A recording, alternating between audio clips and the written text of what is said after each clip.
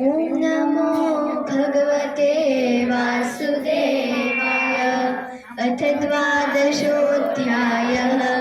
अर्जुन उवाच एवं सततयुक्ताये भक्ता स्वां पर्युपासते ये चाप्यक्षरमव्यक्तं तेषां के योगवित्तमा।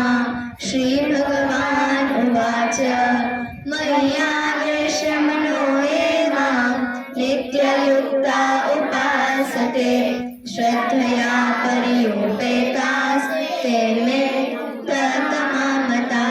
ये त्वक्षरम् अनिर्देशम् अव्यक्तं पर्युपासते सर्वत्र गमचिन्त्यं च कूटस्थम् अचलं ध्रुवं सन्नियम्येन्द्रियं ग्रामं सर्वत्र समबुद्धयः ते प्राप्नुवन्ति मामेव सर्वभूतहिते रताः।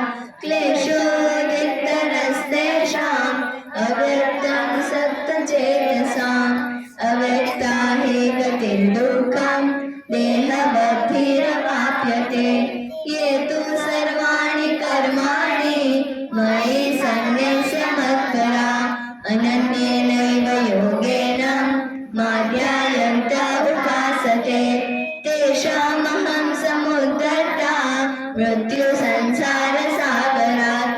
भवामि न चिरात् पार्थ मय्यावेचितचेतसां मय्येव मन आधत्स्व मयि बुद्धिं निवेशय निवसिष्यसि मय्येव अत ऊर्ध्वं न संशय। अथ चित्तं समाधातुं न शक्नोषि मयि स्थिरम् अभ्यासयोगेन ततो मामेच्छाप्तुं धनञ्जय। अभ्यासेऽपि समर्थोऽसि मत्कर्म परमो भव मदर्थमपि कर्माणि कुर्वन् सिद्धिमवाप्स्यसि। अथैतदप्यशक्नोषि कर्तुं मद्योगमाश्रितः सर्वकर्मफलत्यागं ततः कुरु यथात्मवान्। श्रेयो हि ज्ञानमभ्यासात् ध्यानं विशिष्यते ध्यानात् कर्मफलत्यागश्चान्तिरनन्तरम्।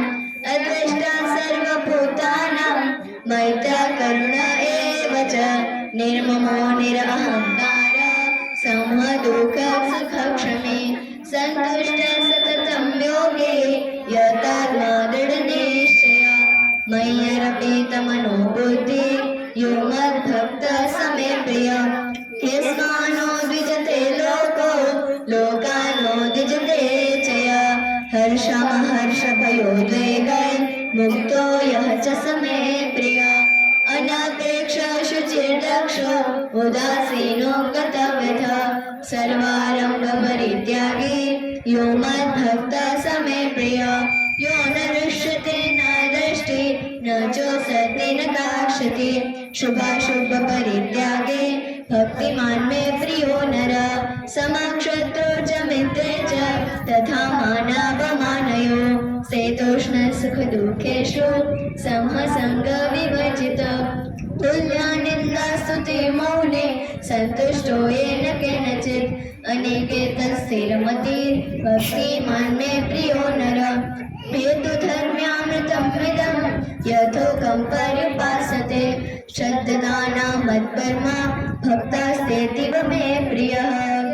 ॐ तत्सदिति श्रीमद्भगवद्गीतासु उपनिषत्सु ब्रह्मविद्यायां योगशास्त्रे श्रीकृष्ण अर्जुन संवादे भक्तियोग नाम 12 अध्यायः समाप्तः।